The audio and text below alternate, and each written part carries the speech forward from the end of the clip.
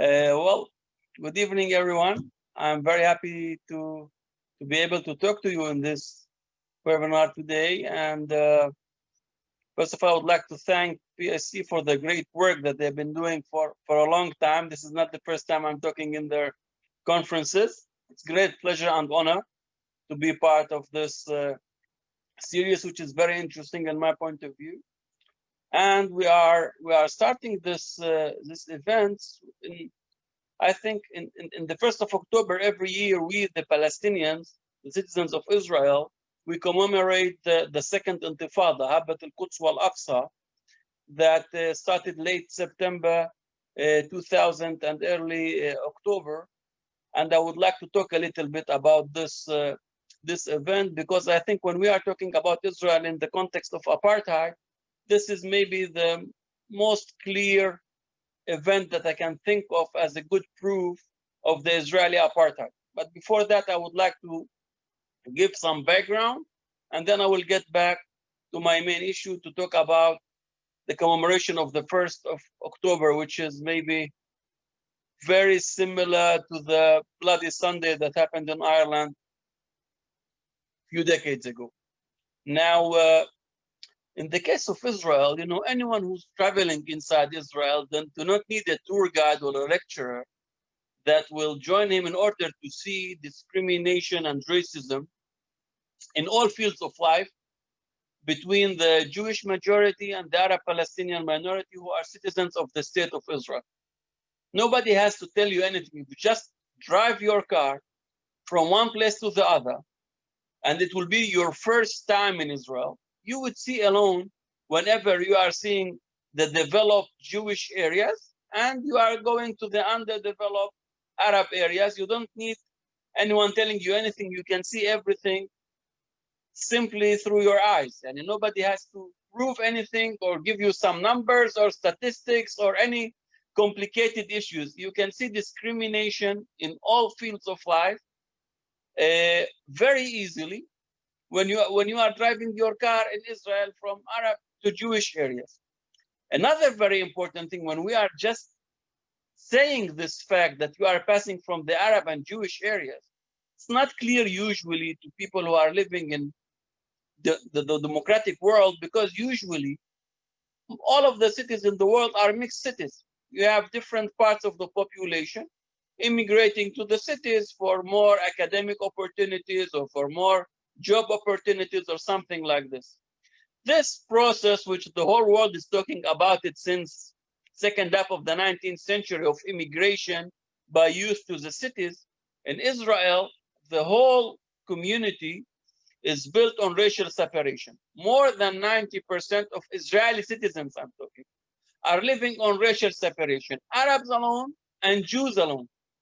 This includes all the big cities in Israel, which are 100% Jewish, like Rishon LeZion is 100% Jewish, Holon is 100% Jewish, same is Ramat Gan, and surprisingly is also Tel Aviv. Tel Aviv, which annexed Jaffa, the old Palestinian city, in 1950, have some Arab population, but the Arabs are also concentrated in the Jaffa area. Tel Aviv is also 100% Jewish nearly. This is the case also with the Arab areas. Nazaret is 100% Arab, same as Taiba and Milfahim. All the big Arab areas are also Arab. So the whole state and society in Israel has been built on racial separation between the Jewish majority and the Arab Palestinian minority. Now, in all fields of life, you can see discrimination against the Arab Palestinian minority. We are in everything that you check, in the cultural field or in the economic field or in the political field, we are underrepresented in anything that got to do with planning our present and our future. The state of Israel is being dealt in a way that it is the state of the Jewish people, and it looks totally normal and natural that this state, which was built on the ruins of my people, which was built on the ruins of Palestine and the Palestinian people, is a Jewish state. And because it's a Jewish state, the Jewish majority deserves more in everything. And the way things are planned in Israel, it looks totally normal that the Jews deserve more. Now, everything that you check, you can see that it's planned by the Jewish majority for the interests of other Jews from all over the world, by the way, not only the Jewish citizens in Israel, and that the Arab Palestinians are discriminated in all fields of life. For example, I was a student in Tel Aviv University. My university was built on destroyed Palestinian village, Sheikh Mwannes. And lately, a few years ago, the university developed its parking on the ruins of the Islamic cemetery of this village. Same everything that you check wherever you go. But in order to make things a little bit clearer, I would like to concentrate on the example of the events of what we call the 1st of October, which is, as I told you, similar to Bloody Sunday in Ireland. Now, when we are talking about these events, what happened at that time is that there was what they call a leftist Zionist government ruling at that time, led by Ehud Barak, and most of his ministers came from the Labour Party and what is called center-left at that time in Israel. And at that time, the Oslo Agreement reached to one of its problematic times, and they wanted to force Israel wanted to use its force to make Yasser Arafat sign something that he was not convinced that it is good for his people, for the Palestinian people. And then it led to very bad relations. Later on,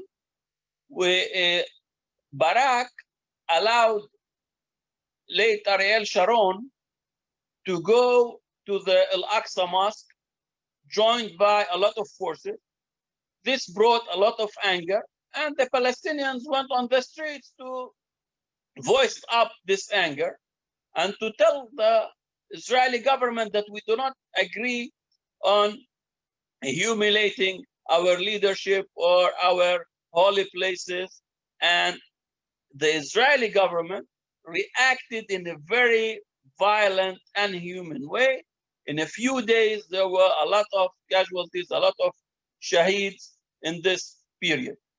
A lot of the Palestinians from within the state of Israel, we, the citizens, went out to the city to demonstrate against this violence, against attacking Masjid al-Aqsa, against attacking the demonstrators, against the killings of our people. The reaction of the state was that 13 citizens were killed by the Israeli police at that time.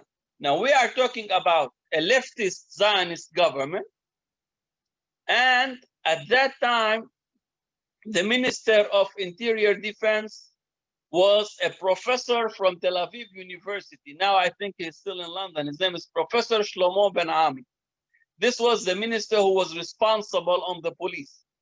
And the orders for the police were to open all the streets, no matter how much it will cost. And they were allowed to use bullets, live bullets. They were all their armed forces. They were using every violent thing you could think of. And this brought the injuries of hundreds of people. 13 men, mainly young men, Arab Palestinians, were killed during the demonstrations. A lot of them were shot from behind.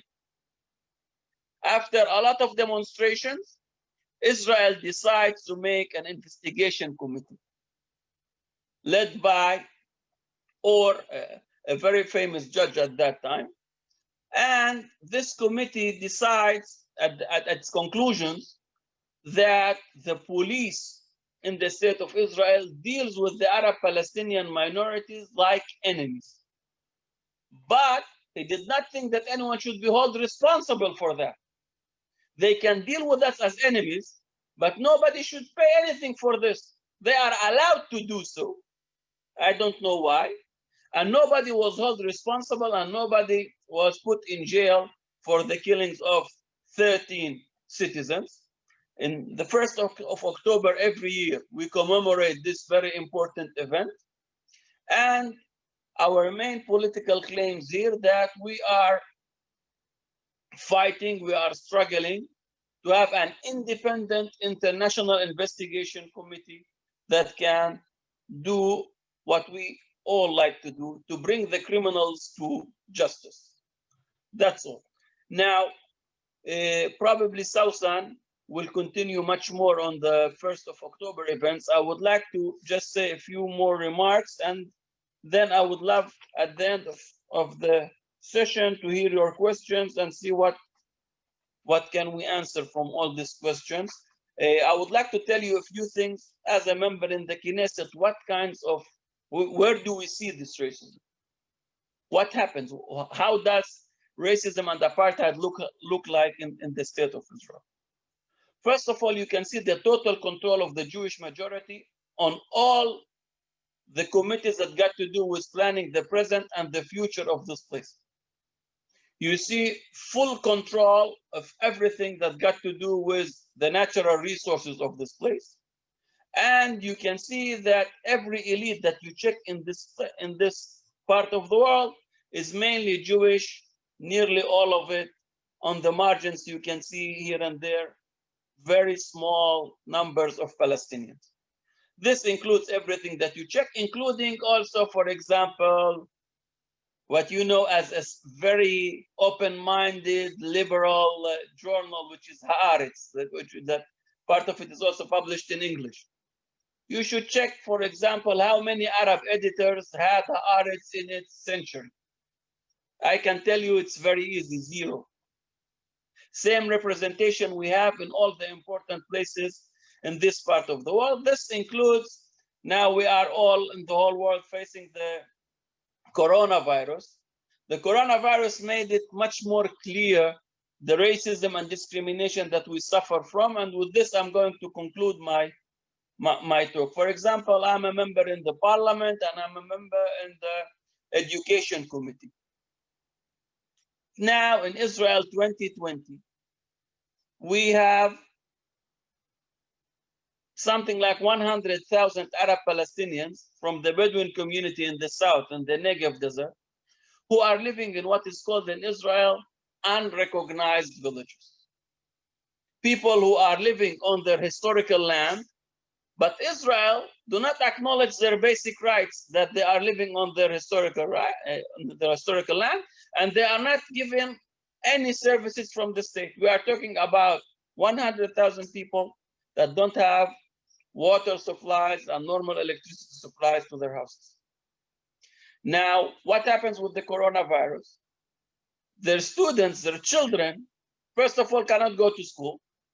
Second, they cannot also learn by Zoom like what we are doing now, because there is no infrastructure for electricity, and they also don't have computers, they don't have all the basic things that they can do, so they are not studying.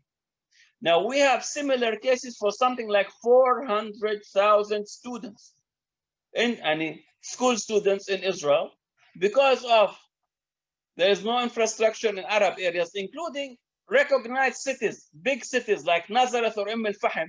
They don't have normal internet services. So the students cannot study.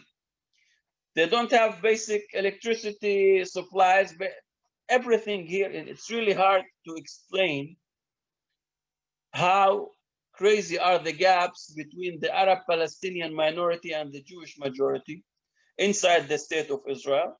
And the last thing that I would like to share with you is that at least twice or 3 times every week, I have people who are fighting for their citizenship.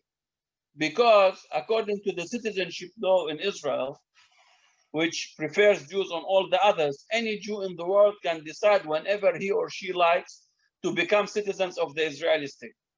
But we, the indigenous community, we, the Palestinian people who have been living here for ages, we are not allowed, for example, to decide with whom do we want to get married, with whom and who should be our partner.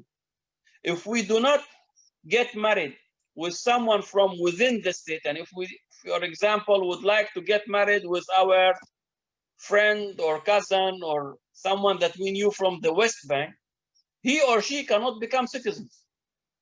From the Israeli point of view, that we are not allowed to get married with them.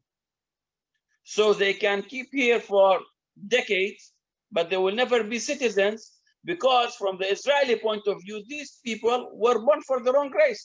They are not Jewish. So the most important basic thing that any citizen needs in the world, which is the citizenship law, is discriminative law that affects our life in everything, including with whom are we allowed to love in the state of Israel and whom we are not allowed to love in the state of Israel. So I'm going to conclude by telling you, in Israel, you don't need anyone telling you anything in order to see discrimination. You can see it simply by your eyes. Just driving a car from one place to the other, you would see the gaps and discrimination in all fields of life whenever you are just passing by your car. Thank you very much, and we'll be waiting for your questions.